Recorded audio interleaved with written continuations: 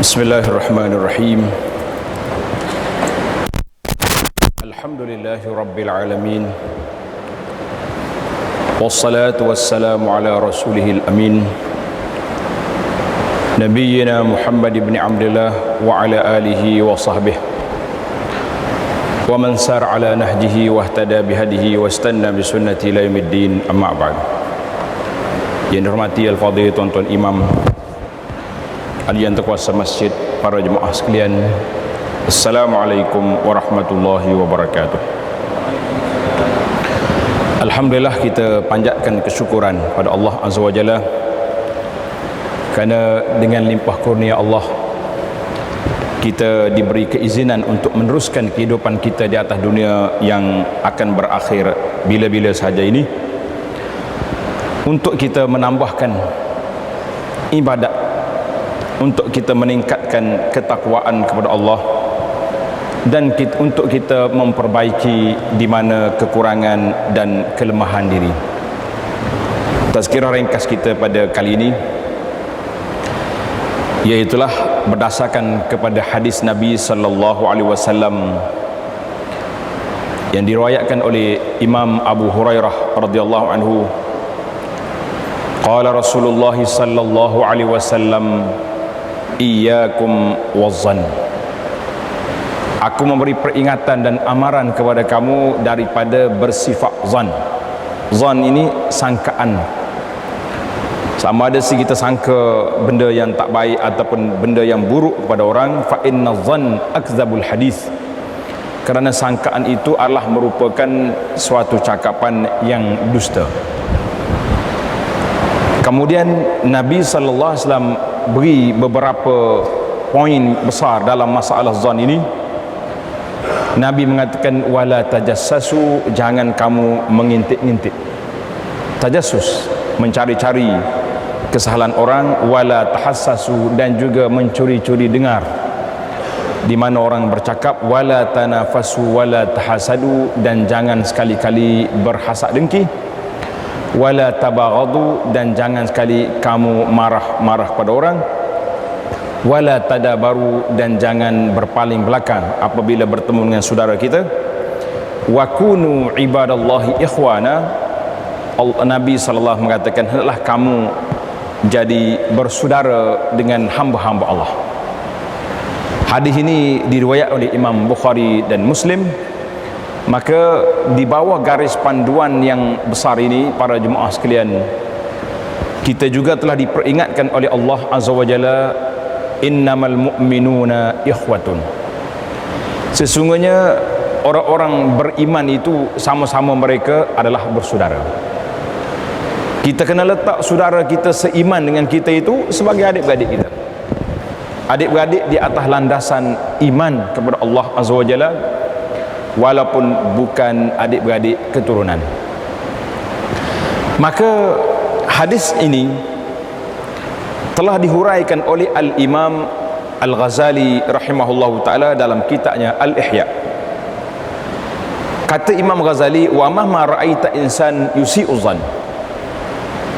Bagaimana keadaan sekalipun apabila kamu lihat orang itu suka bersangka buruk dengan orang, su'uzan, taliban lil uyub, suka sangat nak mencari-cari kelemahan orang, fa'lam annahu khabithun fil batin. Ini kata Imam Ghazali, maka ketahuilah, kenalilah bahawa seorang itu khabith, orang yang mempunyai batin, jiwa yang sangat buruk. Jadi berdasarkan kepada kata-kata ini, maka Imam Ghazali mengatakan, apa yang dia tengok, yang dia nak cari kelemahan orang itu, itulah sebenar yang ada dalam jiwa dia. Oleh kerana dia mempunyai khabithul batin, batin dia tak baik, maka dia menganggap orang lain seperti itu juga. Sedangkan sifat orang mukmin, wal mu'minu yatlubul ma'azir, orang mukmin suka mencari-cari keuzuran. Kita tengok saudara kita berjalan, tak berpaling kan kita kata dia tak perasan tu. Bila kita panggil, dia tak jawab, kita kata dia tak dengar. Ini dia sifat orang mukmin.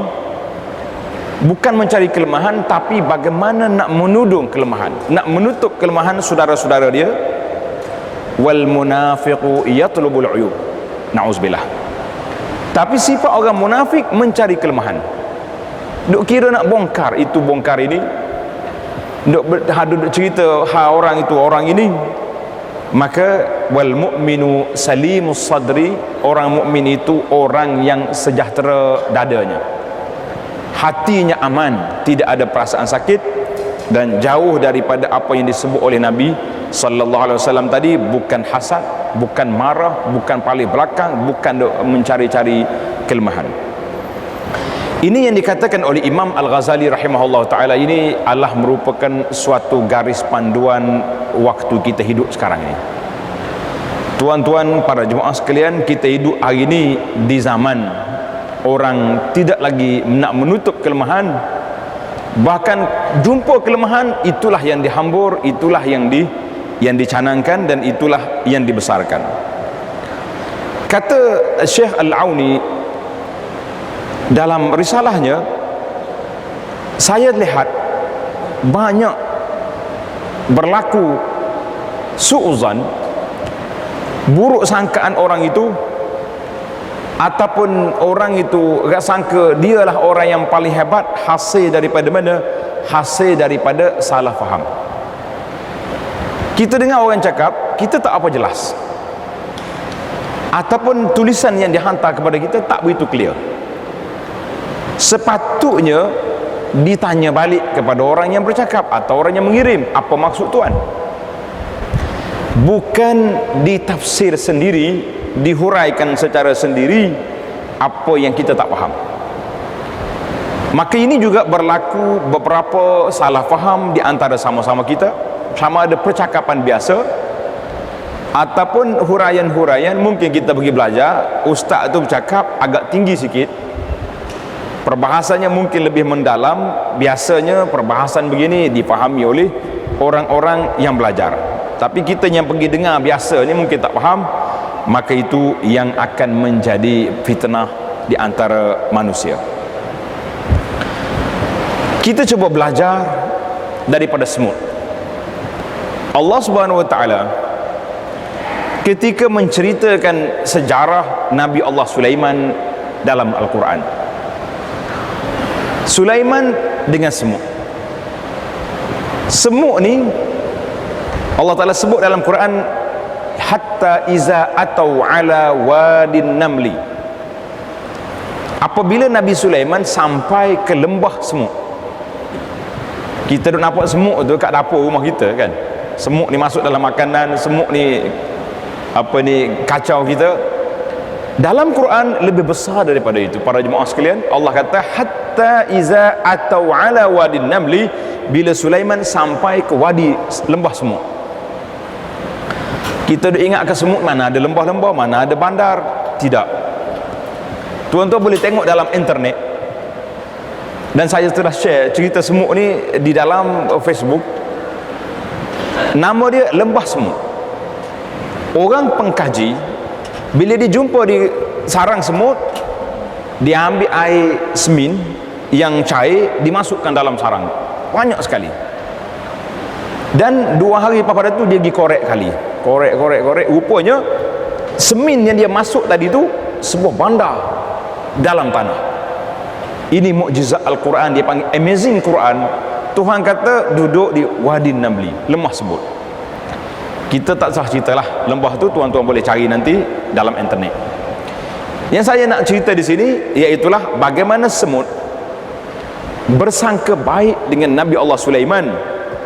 Bila dia tengok rombongan Nabi Sulaiman datang dengan bala tentera yang begitu besar, maka ketua semut kata, udkhulu, masuk semua, masuk dalam bandar kita, masuk dalam lembah kita. La yahtimannakum Sulaimanu wa junuduhu wa hum la yash'urun. Aku bimbang nanti dipijak oleh Nabi Sulaiman dan tenteranya.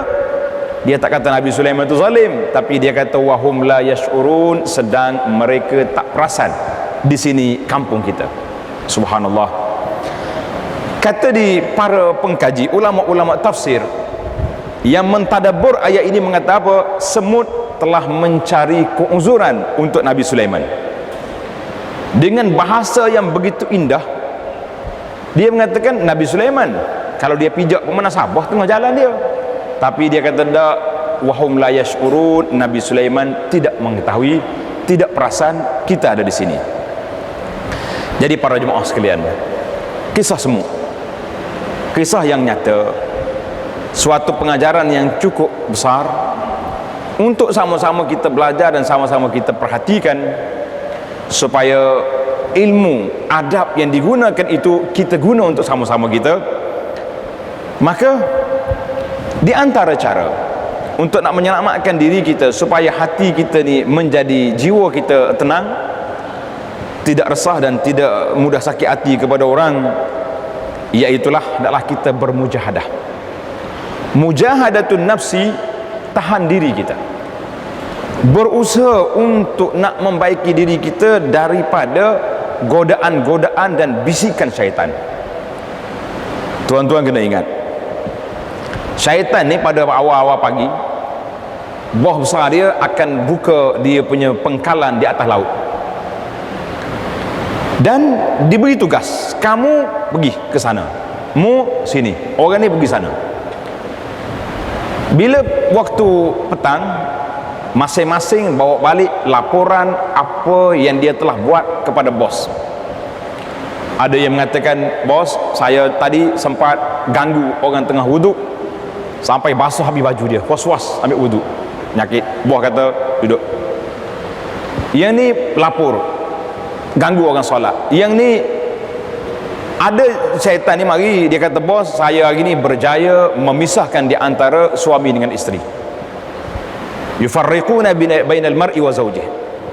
Artinya bila dia dengar berlakunya perkelahian di antara orang Islam, bahkan kalau boleh memisahkan suami dengan isteri dengan sebab godaan-godaan, dengan sebab sangka buruk, dengan sebab tuduhan begini, maka bos dia kata, engkaulah yang buat kerja hari ini. Subhanallah. Ini agenda besar syaitan. Maka para jemaah sekalian, kita bila kita setiap isu yang berlaku di antara kita, orang mari beritahu kepada kita, bisik-bisik, saudara, awak dah dengar orang kata pada awak, mari nak mengadu, ambak keluar, awak keluar daripada bilik saya ataupun pergi duduk tempat lain. Yang jadi masalah kita, bila orang mengadu itulah kita kata ini je teman yang paling baik. 10 orang kawan semua tahu, masing-masing menyembunyikan, tapi yang seorang ini baik, sedangkan yang seorang itulah yang disebut oleh Nabi sallallahu alaihi wasallam dengan satu gelaran yang buruk. Nabi mengatakan namam. Apa makna namam? Namam iaitulah orang yang melaga-lagakan orang. Tuan-tuan ingat ke tidak, dalam perbincangan kita tentang alam kubur, di antara orang yang Nabi sallallahu alaihi wasallam tengok orang yang diazab dalam kubur, siapa? Orang yang berjalan untuk melaga-lagakan orang. Orang yang berjalan untuk melagakan orang itu dipanggil al-mufsiduna fil ardh, orang yang nak berjalan membuat kerosakan di atas muka bumi. Bahkan kata di para ulama, yang menjadi masalah hari ini bukan setakat melaga-lagakan, ada manusia sudah bertindak menafsirkan hati orang. Oh, saya tahu dia ni jahat, dalam hati dia saya tahu. Kaif? Allah Subhanahu wa taala, Nabi kata Allahu yatawallas sarair, Allah yang tahu benda-benda rahsia dalam hati. Bagaimana kita boleh mendakwa aku tahu dalam hati orang? La, tidak ada manusia yang boleh mengetahui. Kerana itulah dalam kita beribadat kepada Allah Azza wa Jalla, ada satu penyakit ahli ibadat ini, dia panggil penyakit ar-riya. Tak ada orang boleh tahu kita riak tak riak. Tuan-tuan masuk dalam masjid, Allahu Akbar, kita kata, oh dia tu riak tu solat. Siapa bagi kuasa dengan kita? Siapa dia bagi scan, bagi kantor pembesar kita boleh suluh? La. Maka cukup bahaya kalau ada manusia yang mengatakan aku tahu dalam hati orang. Tak mungkin. Kita hanya mampu bertindak secara zahir. Kalau kita nampak orang yang saleh pada zahirnya, kita kata saya mengakui orang ni orang baik. Hati bukan kerja kita, kita serahkan Allahu yatawallas sarair, Allah yang mengambil kira hati manusia. Jadi bagaimana kita nak lapangkan dada kita, iaitulah dengan cara kita mencari keuzuran kepada orang, dan jangan sekali-kali mencari benda-benda yang tidak baik. Satu perkara lagi, bila kita dengar benda baik, orang ni cakap, kita kena nisbahkan cakapan itu kepada orang tu. Jangan kata, oh ni pendapat saya ni, sedangkan kita pindah cakapan orang, kita ambil daripada orang. Ini pun satu perkara yang patut kita ingat. Yang seterusnya, para jemaah sekalian, bagaimana nak menenangkan jiwa, nak melapangkan dada kita, iaitulah adalah kita banyak duduk dalam majlis ilmu dan berakhlak dengan akhlak ulama-ulama yang besar. Dia panggil kibarul ulama. Ada sebuah risalah, nama dia Akhlaqul Kibar, akhlak orang yang berjiwa besar. Kalau tuan-tuan nak tengok dalam blog saya, Abu Anas Madani, blogspot itu ada satu tajuk, akhlak orang yang berjiwa besar, di mana orang yang berjiwa besar, dia tidak mudah sibuk nak mempertahankan diri. Tak. Kalau orang cakap, orang mari jumpa kita, akhi, saudara, orang tu kata tak baik engkau, tak usah kita celik mata. Oh, saya kalau orang kata saya akan mempertahankan maruah sampai mati. Tak apa. Orang kata dengan kita, Nabi SAW sebut dalam hadis tentang al-ghibah, tentang mengumpat. Bila Nabi kata iyyakum al-ghibah, jangan kamu mengumpat, sahabat bertanya, ya Rasulullah, kalaulah apa yang kami kata itu memang ada pada orang itu, yang kita cakap ni memang ada pada orang itu, maka Nabi kata itulah mengumpat. Maka dia kata, tahu kamu telah mengumpat. Kalau kamu kata tu tak ada pada orang itu, kita kata orang ni buat benda sekian-sekian, tapi benda tu tidak berlaku kepada orang itu, tak ada dengan orang tu, faqad bahattahu, maka kata Nabi SAW, kalau benda tu tak ada pada orang itu, bermakna kamu telah memfitnah dia. Jadi para jemaah sekalian, kita bercakap hal orang ini di antara dua persimpangan. Sama ada kita mengumpat itu termasuk dalam ghibah, itu termasuk dalam dosa besar, ataupun kita menjadi pemfitnah kalau benda tak ada. Maka dengan sebab itu, orang yang nak berjiwa besar, orang yang nak selamatkan dada dia, jangan sekali-kali mengambil pendekatan bercakap, berbincang hal orang, benda-benda yang tak ada benar-benar kita. Tapi contohnya, orang ni zalim yang kita, orang buat zalim, kita bawa kes ni ke balai polis, buat aduan, ataupun pergi ke pejabat agama, tanya fatwa. Itu tidak dinamakan mengumpat, itu ditanya meminta memaklumkan peristiwa yang berlaku. Sebab Allah SWT, Nabi SAW tak benarkan orang yang dizalimi itu terus membiarkan kezaliman itu, sehingga Nabi kata apa? Unsur akhaka zaliman au mazluman. Unsur akhaka zaliman au mazlum. Bantulah saudara kamu yang zalim atau yang dizalimi. Sahabat-sahabat radhiyallahu anhum kata, ya Rasulullah, kita tahulah nak membantu orang yang dizalim. Kan kita tahu orang ni kena zalim, semua pakat satu kampung, satu bandar pergi bantu dia. Tapi macam mana kita nak tolong orang yang zalim? Kenapa nak pergi bantu orang zalim? Soalan ni menarik kan? Soalan sahabat tanya, alhamdulillah kita juga nak tahu macam mana kita nak tolong orang zalim. Maka Nabi SAW kata, kalau kamu mampu tahan kezaliman dia, kita kenal orang ni dan kita tahu dia zalim pada kawan ni, kita pergi dia, tuan, saudara, kenapa kamu nanya kawan tu? Kita tahu kawan kita, contohnya dia ada pangkat, dia jatuhkan pangkat kawannya, tahan tak naik pangkat kawannya, ataupun dia letak di tempat-tempat yang tidak sesuai dengan kebolehan dia, kita pergi bantu. Saudara, jangan buat macam ni. Hari ini engkau berkuasa, esok belum tentu. Boleh jadi malam ni mati, boleh jadi kamu akan berdepan dengan Allah Azza wa Jalla. Boleh jadi dengan dua kalimah kita nasihat, boleh jadi orang itu berhenti daripada kezaliman.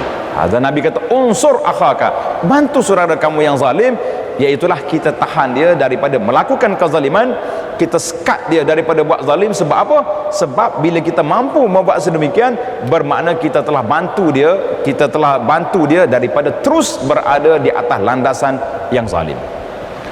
Maka para jemaah sekalian, orang yang mengikuti sirah, bagaimana ulama-ulama kibar, ulama yang besar, seorang imam di kalangan salafus salih, ada yang mengatakan imam ini Hasan al-Basri ataupun yang lain, rahmatullahi ta'ala alal jami'.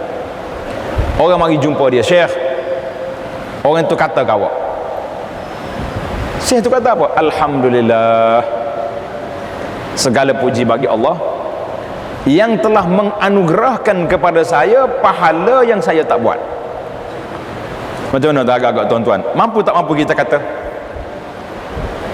Bila kita dengar orang kata kita kata alhamdulillah. Kalau kita ada nombor handphone dia, kita kata terima kasih, esok tambah lagi ya.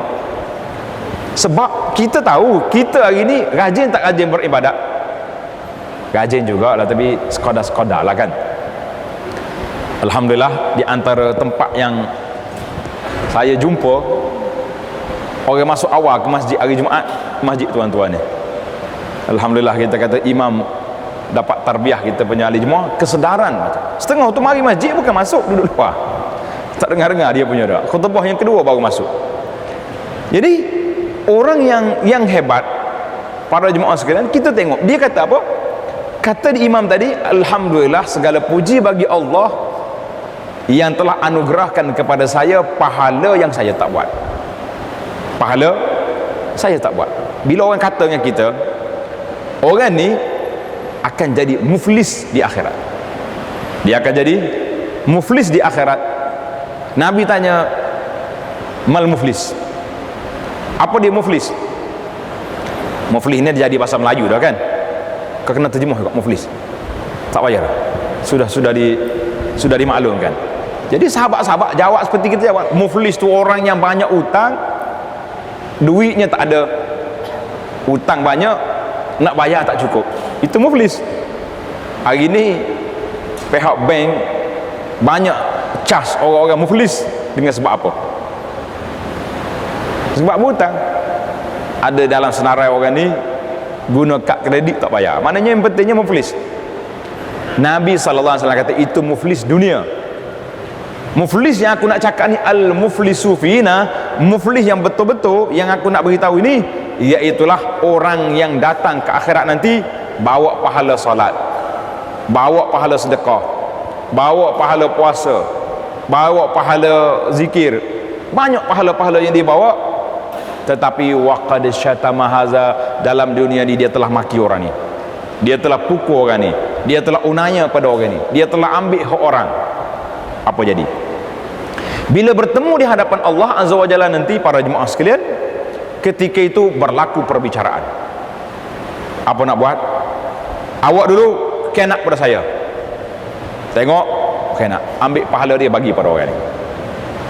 Akhir kali kata Nabi SAW, apabila tamat habis dah pahala dia, maka diambilnya dosa orang yang dia khianat tadi, dicampak atas kepala dia, summa turiha finnar, kemudian dicampak ke dalam neraka, wal iyaz billah. Ini yang kita bimbang. Maka kata di para ulama, manusia yang paling kecewa, tolak golongan orang-orang syirik itu cerita lain, orang kafir. Manusia yang sangat kecewa pada akhirat nanti, orang yang telah membawa pahala-pahala yang banyak. Mana dia bersungguh pergi masjid, puasa sunat, sedekah, infak fisabilillah, tetapi dia tengok pahala dia besar, dia kata alhamdulillah, banyaknya pahala aku. Gembiranya dia pada saat itu, malangnya bila waktu perbicaraan pahalanya diambil oleh orang habis. Jadi para jemaah sekalian, ini yang kita nak bincangkan, supaya marilah kita bersifat dengan sifat al-mu'min. Kata Imam Ghazali, al-mu'minu yatlubul ma'azir, sentiasa mencari-cari bagaimana nak memberi keuzuran kepada saudara kita. Bila kita telefon contohnya, saudara kita tak angkat, dua kali tak angkat. Jadi biasanya kalau dua kali tak angkat tu jangan telefon, boleh jadi dia sedang uzur, duduk dan tandas dalam mesyuarat. dia sedang jadi masyarakat, kita kata oh dia ada masyarakat, biarkan dulu, kita telefon waktu lain, petang nanti. Ataupun kalau dia tu kawan kita, mungkin dia akan SMS maklumkan, maaf saya sedang dalam majlis, tidak sesuai untuk bercakap. Jadi ada keuzuran. Jadi kenapa bila kita hantar orang ni tak buat, termasuklah kata di para ulama, sama-sama para ulama berbeza pandangan. Imam ni kata tak boleh, imam ni kata boleh. Tidak ada di kalangan mereka yu'annif. Imam Syafi'i kata Imam Malik binasa kerana fatwa dia. Imam Malik pula marah pada Imam Syafi'i. Imam Syafi'i marah pada Imam, tidak berlaku. Masing-masing mengemukakan hujah masing-masing dan tidak cerca-mencerca. Jadi para jemaah sekalian, ini di antara yang sangat-sangat penting dalam kehidupan kita pada hari ini, lebih-lebih lagi di saat kita duduk dalam suasana yang begitu gawat, iaitulah apabila hati manusia itu sudah tidak digilap, hati kita sudah tidak dijaga. Maka apakah penjagaan hati? Dalam sebuah buku yang saya usahakan, namanya Penawar Bagi Hati, kita usahakan untuk dimelesiakan. Kitab itu sudah lama. Ada 27 perkara untuk nak menggilap hati kita ni. Yang pertama sekali, kita kena kenal 7 anggota zahir yang menjadi pengkalan kepada syaitan untuk nak merusakkan kita. Mata, telinga, mulut, tangan, kaki. Tapi yang paling mudah untuk syaitan nak merusakkan manusia melalui mulut. Nabi SAW sebut dalam hadis, innar rajula la yatakallamu bil kalimati. Ada orang ni bercakap dengan satu kalimah saja, min sakhatillah, kalimah itu yang dimurkai oleh Allah Azza wa Jalla, maka dia dicampak ke dalam neraka berpuluh tahun. Subhanallah, kalimah. Kita kata orang ni, contohnya kita bagi tuduh orang ni tak baik, kita telah berdosa besar. Apalagi kalau tuduhan-tuduhan yang melibatkan dengan qazaf, dengan zina yang perlukan kepada saksi, ataupun kita tuduh orang ni yang terlibat, kita kata orang ni terlibat dengan benda-benda yang tak baik dalam agama. Kalimah wahidah telah dicampak menyebabkan dia masuk dalam neraka, wal iyaz billah. Dan ada pula dengan sebab satu kalimah min ridwanillah, kalimah itu diredai oleh Allah Azza wa Jalla, maka orang itu dibawa ke dalam syurga yang begitu tinggi darjat. Apa kalimah contohnya? Kita tengok orang ni tak baik, kena pada orang, kita pegang dia, ya akhi, jangan buat, haram, dosa. Dia berhenti dengan sebab kita, besar kelebihan dia. Kawan-kawan kita yang bukan Islam, non Muslim, kita pegang dia, my friend, saya ajak awak masuk Islam. Kalimah wahidah, sepatah kita kata ajak masuk Islam, dia masuk Islam dengan sebab kita.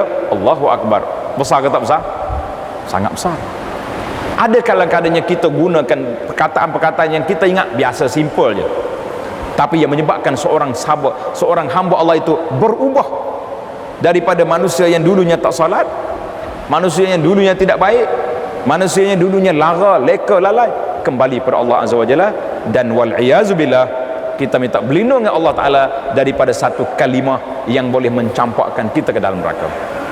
Jadi saya mengakhiri tazkirah kita ini, iaitulah di bawah tajuk bagaimana nak mencerahkan dada kita. Para jemaah sekalian, marilah sama-sama kita berhati-hati bila nak cakap, bila nak tulis, bila nak forward, bila nak share. Di zaman kita ini, dalam handphone kita, dalam grup kita, biarlah perkara-perkara yang kita pastikan kebenarannya, tidak memfitnah kepada orang, tidak mengguris perasaan orang, dan tidak menjatuhkan maruah haram. Mudah-mudahan Allah SWT kumpulkan kita bersama dengan salihin, bersama dengan orang-orang yang diberi keampunan pada Allah Azza wa Jalla, bersama orang yang mati dengan husnul khatimah, dan dibangkitkan ma'asyuhada'i wan nabiyyin was salihin, wa hasuna ulaika rafiqa. Subhanakallahumma wa bihamdika, asyhadu an la ilaha illa anta, astaghfiruka wa atubu ilaih. Wa sallallahu ala nabiyyina Muhammad wa ala alihi wa sahbihi ajma'in, walhamdulillahi rabbil alamin.